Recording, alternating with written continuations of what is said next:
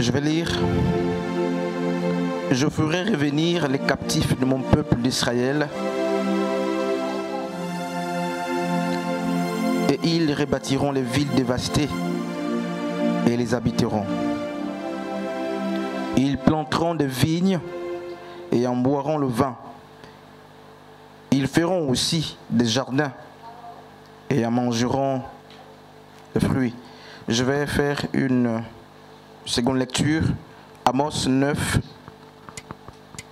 le verset 14e.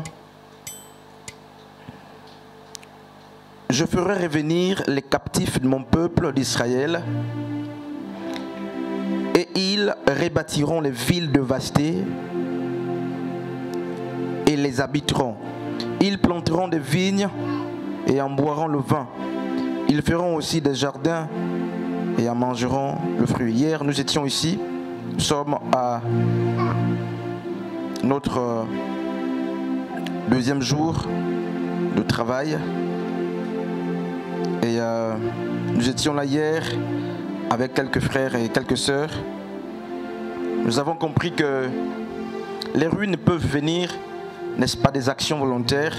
Les ruines peuvent venir des actions, n'est-ce pas, naturelles. Les ruines peuvent venir des actions, n'est-ce pas, inconscientes. Et hier, nous avons compris que le problème n'est pas tant les ruines,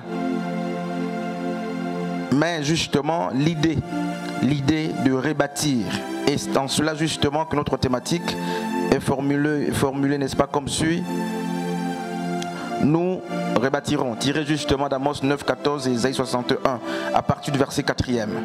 Nous avons fait comprendre hier que Amos était en train de faire une projection sur, n'est-ce pas, la restauration de la dynastie davidique.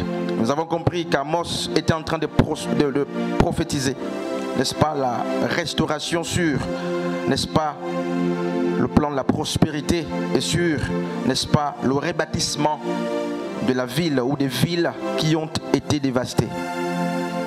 Et parmi de nombreuses raisons qui expliquent justement la ruine, nous avons compris que pour le cas d'Israël, il y avait des raisons justement dues au fait que la zachère n'était pas respectée, mais aussi le fait que le peuple avait abandonné la source d'eau vive pour s'attacher, n'est-ce pas, aux citernes.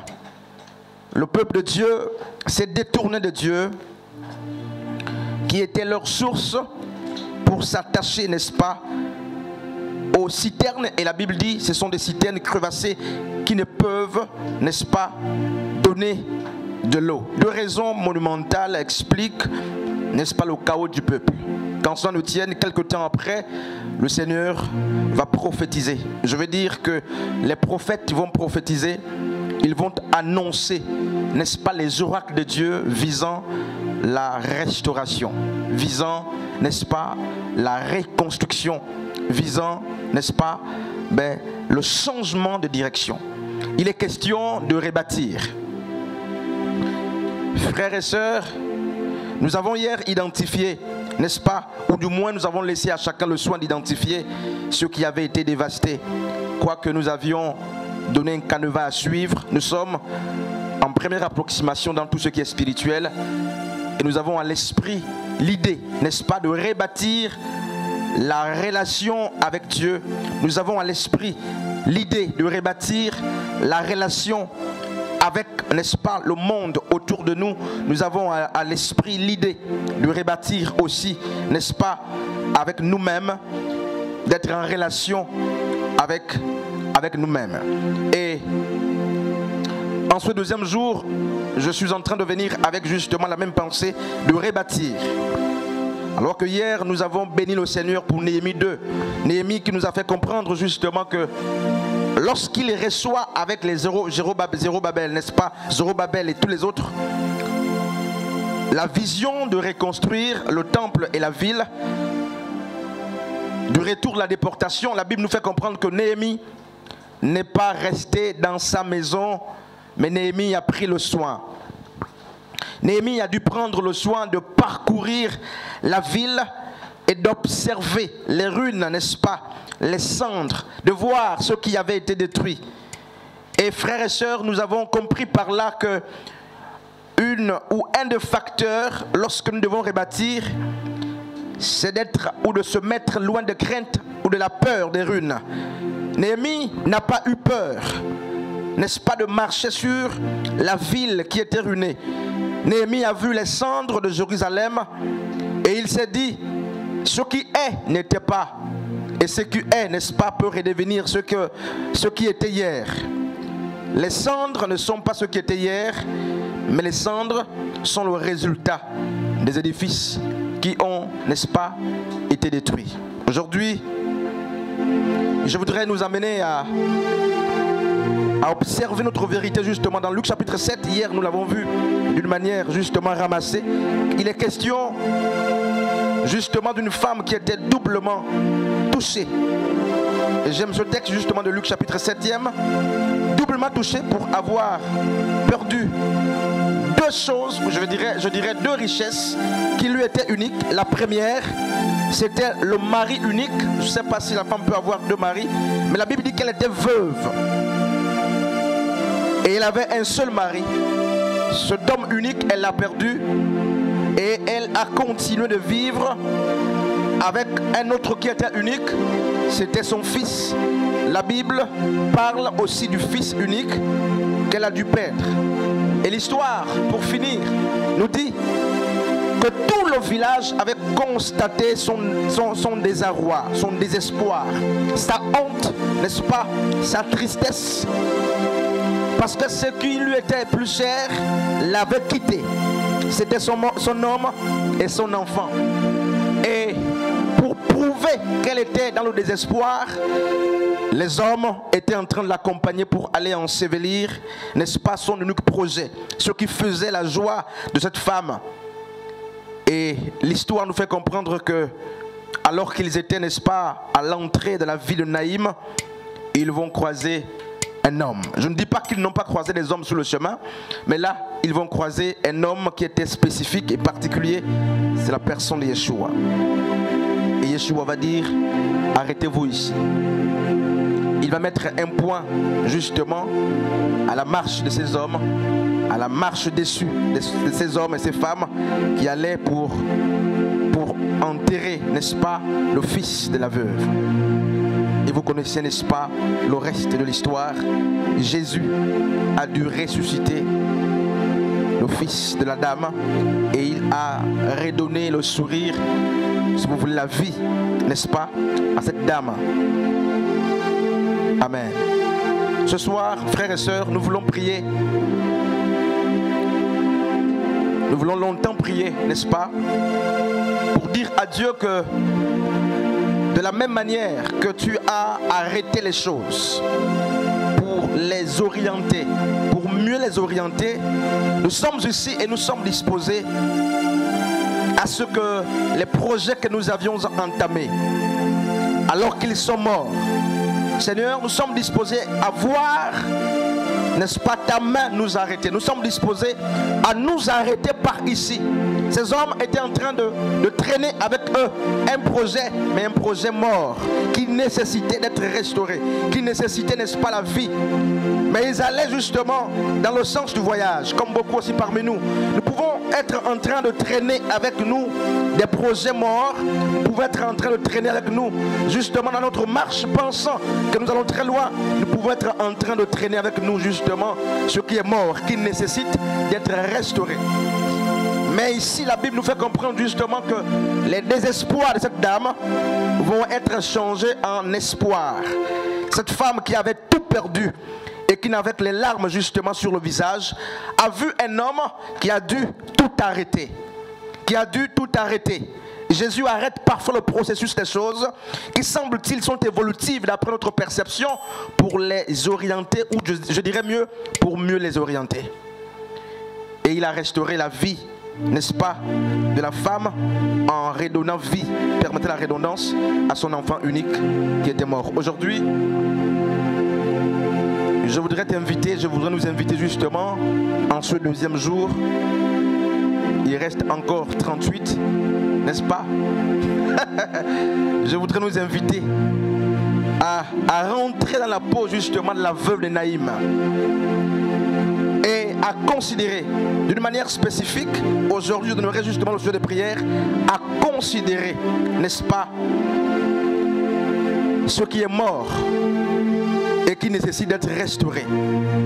Hier nous avons dit merci à Dieu pour nous avoir fait observer les ruines.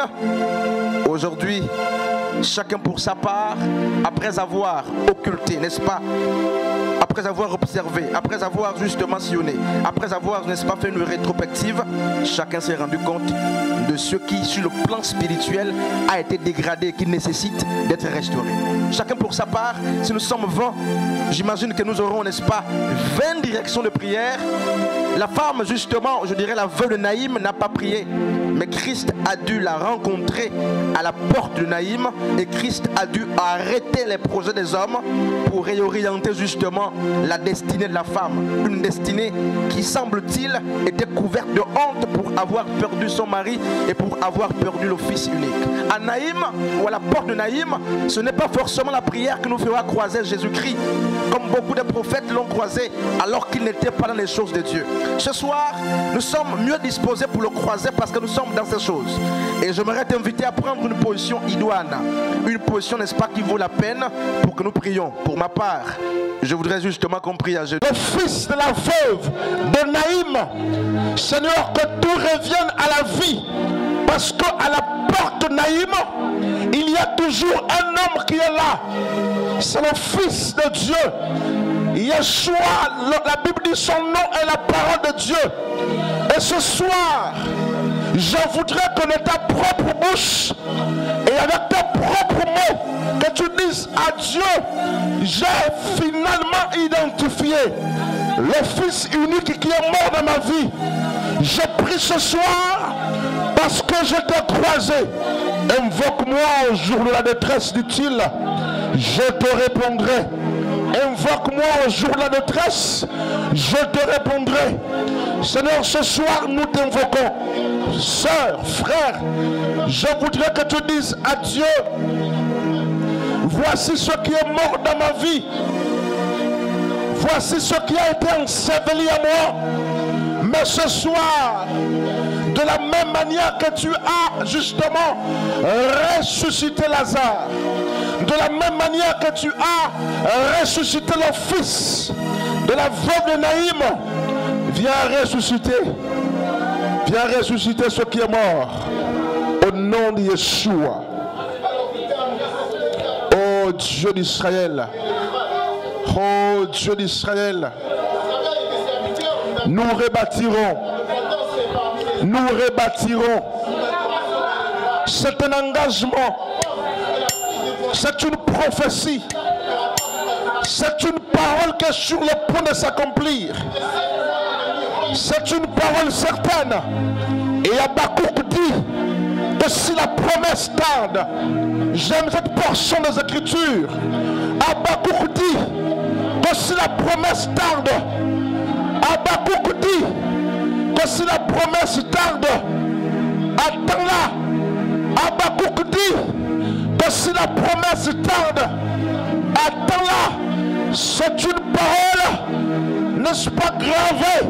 C'est une parole qui est sur le point de s'accomplir. Et ce soir, comme Amos, je crois et je confesse que nous rebâtirons. C'est-à-dire que nous rebâtirons, nous reconstruirons, nous recommencerons ce qui a été détruit d'une manière naturelle, d'une manière volontaire ou d'une manière inconsciente. Ce qui importe n'est pas forcément le mécanisme de la destruction. Pour Amos, il n'a pas cherché à connaître d'abord les causes, car il connaissait les causes qui avaient amené la ruine de Jérusalem ou d'Israël. Il connaît les raisons qui avaient amené le schisme en Israël. Mais ce soir, Seigneur, nous élevons nos mains parce que nous savons que de la même manière que tu anticipes la mort, Alléluia.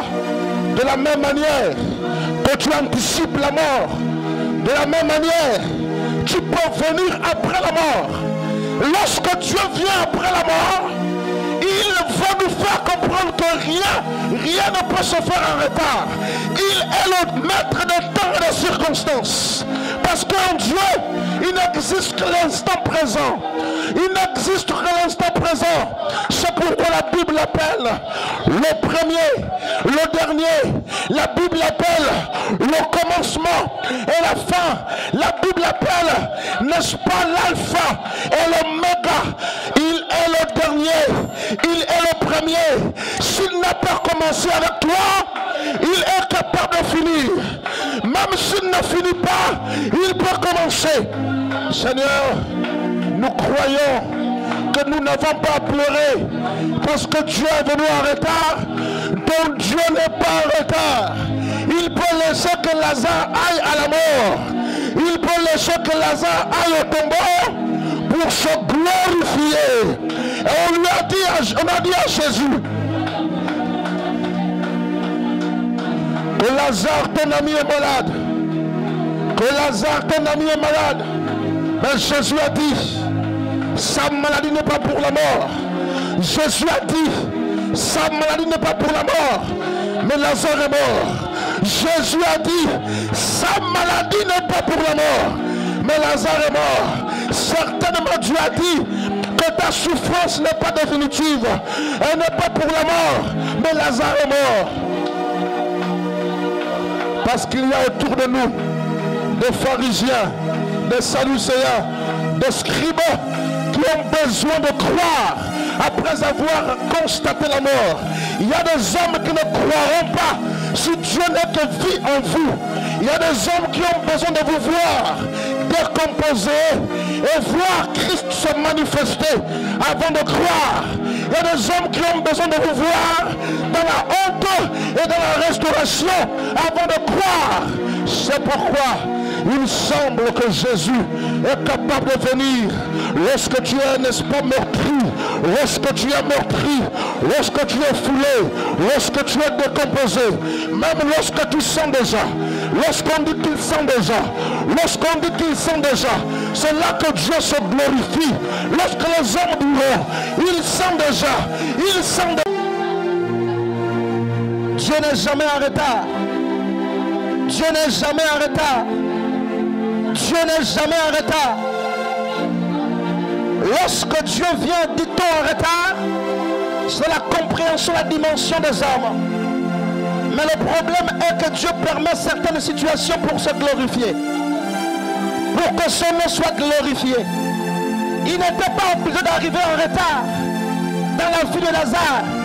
Mais parce qu'il fallait convertir les incrédules, parce qu'il fallait que les pharisiens croient, il a permis justement que Lazare soit mis au tombeau. Mais le Dieu qui permet que Lazare aille au tombeau, c'est le même qui est capable de dire, Lazare sort. C'est lui qui permet que tu ailles au tombeau, est capable de dire, Lazare sort. C'est lui qui permet que ta vie soit décomposée, est capable de dire, Lazare sort. Ce soir, nous sommes ici pour voir la restauration de Dieu. Mae sopa, ma sopa liabakasaka.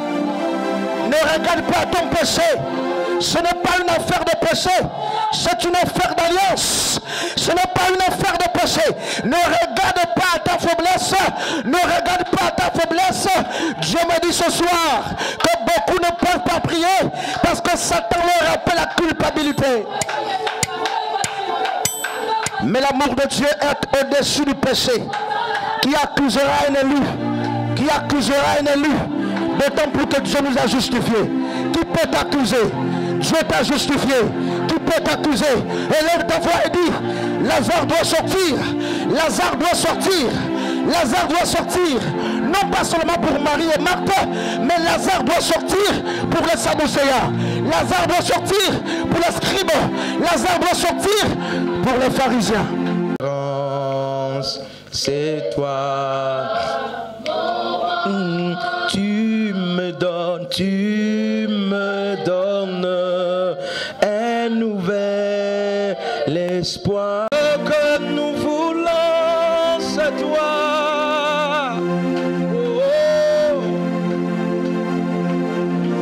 Ce que nous voulons, c'est toi, Seigneur. Ce que nous voulons, c'est bien toi. Il y a des hommes autour de nous, mais nous te voulons. Ce que nous voulons, c'est toi. Oh, oh, descends sur nous comme une brise. Béni soit ton nom, El Shaddai. Béni soit ton nom, Adonai. Béni sois-tu. Alléluia. Merci Seigneur. Oh, merci Seigneur. Merci Seigneur. Ma référence, c'est toi, mon roi. Ma référence, c'est toi, Jésus. Ma référence, c'est toi. Nouvelle saison, c'est une nouvelle saison, c'est une nouvelle saison. Je ferai un chemin dans le désert. Je ferai un chemin dans le désert. Et il dit, ne pensez plus aux événements passés, car voici, je suis sur le point de faire une nouvelle chose.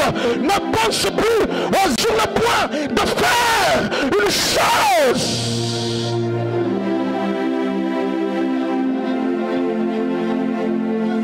Il y a devant la fille de Jairus,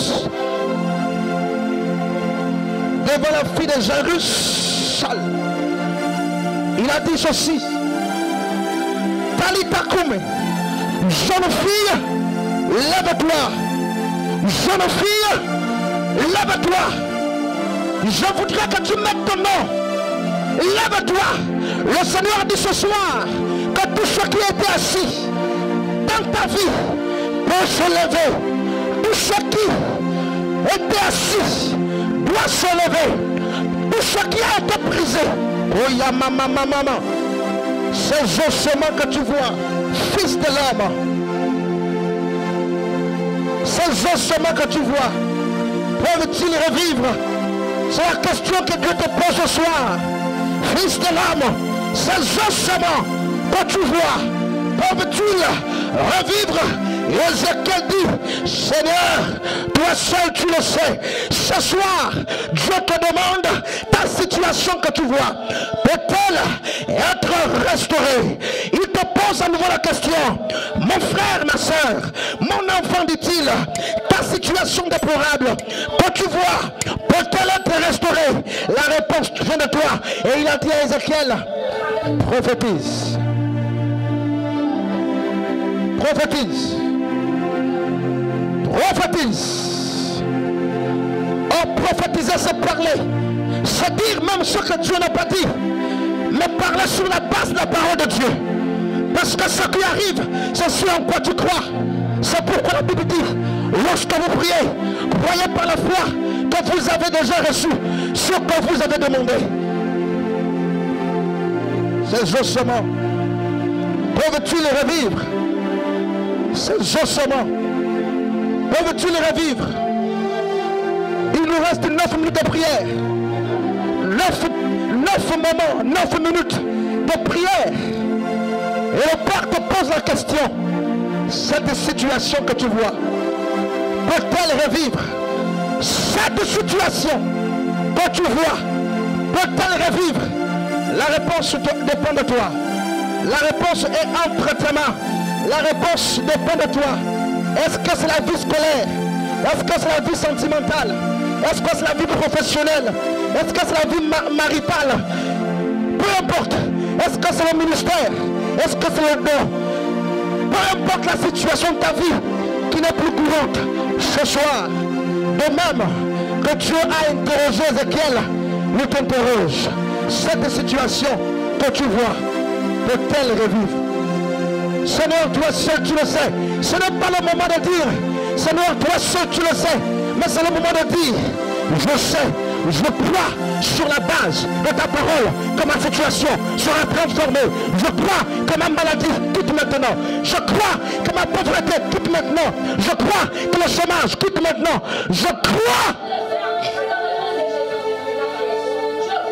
Nouvelle saison, c'est une nouvelle saison, c'est une nouvelle saison. Je ferai un chemin dans le désert. Je ferai un chemin dans le désert. Et il dit, ne pensez plus aux événements passés, car voici, je suis sur le point de faire une nouvelle chose. Ne pensez plus aux nouvelles saisons. C'est une nouvelle saison, c'est une nouvelle saison. Je ferai un chemin dans le désert. Je ferai un chemin dans le désert. Et il dit, ne pensez plus aux événements passés, car voici, je suis sur le point de faire une nouvelle chose. Ne pensez plus sur le point de faire une chose.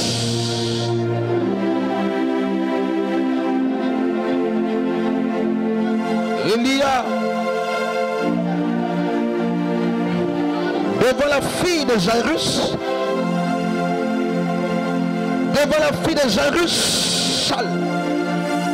il a dit ceci: Talita Koum, jeune fille, lève-toi. Jeune fille, lève-toi. Je voudrais que tu mettes ton nom. Lève-toi. Le Seigneur dit ce soir que tous ceux qui étaient assis dans ta vie peuvent se lever. Tous ceux qui étaient assis doivent se lever. Tout ce qui a été brisé. Oh ya maman. Ces ossements que tu vois, fils de l'homme. Ces ossements que tu vois, peuvent-ils revivre? C'est la question que Dieu te pose ce soir. Fils de l'homme, ces ossements que tu vois, peuvent-ils revivre? Ézéchiel dit, Seigneur, toi seul tu le sais. Ce soir, Dieu te demande ta situation que tu vois. Peut-elle être restaurée? Il te pose à nouveau la question. Mon frère, ma soeur, mon enfant, dit-il, ta situation déplorable que tu vois, peut-elle être restaurée? La réponse vient de toi. Et il a dit à Ézéchiel, prophétise. Prophétise. Prophétise. Oh, prophétiser, c'est parler. C'est dire même ce que Dieu n'a pas dit. Mais parler sur la base de la parole de Dieu. Parce que ce qui arrive, c'est ce en quoi tu crois. C'est pourquoi la Bible dit, lorsque vous priez, croyez par la foi que vous avez déjà reçu ce que vous avez demandé. Ces ossements, peuvent-tu les revivre? Ces ossements, peuvent-tu les revivre? Il nous reste 9 minutes de prière. 9 moments, 9 minutes de prière. Et le Père te pose la question. Cette situation que tu vois, peut-elle revivre? Cette situation que tu vois, peut-elle revivre? La réponse dépend de toi. La réponse est entre tes mains. La réponse dépend de toi. Est-ce que c'est la vie scolaire? Est-ce que c'est la vie sentimentale? Est-ce que c'est la vie professionnelle? Est-ce que c'est la vie maritale? Peu importe. Est-ce que c'est le ministère? Est-ce que c'est le don? Peu importe la situation de ta vie qui n'est plus courante. Ce soir, de même que Dieu a interrogé Ézéchiel, nous t'interroge. Cette situation que tu vois, peut-elle revivre? Seigneur, toi seul tu le sais. Ce n'est pas le moment de dire, Seigneur, toi seul tu le sais. Mais c'est le moment de dire, je sais, je crois sur la base de ta parole que ma situation sera transformée. Je crois que ma maladie quitte maintenant. Je crois que ma pauvreté quitte maintenant. Je crois que le chômage quitte maintenant. Je crois